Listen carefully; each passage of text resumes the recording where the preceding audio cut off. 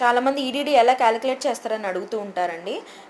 EDD అంటే ఏంటంటే date of delivery. అంటే ఏంటంటే రెగ్యులర్ పీరియడ్స్లో ఉన్న వాళ్ళకి ఎల్ఎంపీకి 9 months + 7 days యాడ్ చేస్తే మనకి ఈడీడీ వస్తుంది.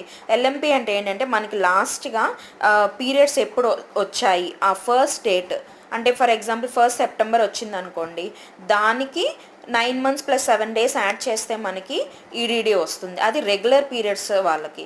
అదే ఇర్రెగ్యులర్ పీరియడ్స్ వాళ్ళకి ఏంటంటే మనము ఇట్లా క్యాలిక్యులేట్ చేసిన రాంగ్ వస్తుంది. ఎందుకంటే వాళ్ళు అకార్డింగ్ టు యూఎస్జీ వెళ్ళిపోతారనమాట. అంటే పీరియడ్స్ సరిగ్గా వస్తున్నాయి, ఇర్రెగ్యులర్గా ఉంటున్నాయి కాబట్టి అకార్డింగ్ టు యూఎస్జీ ఇస్తారు.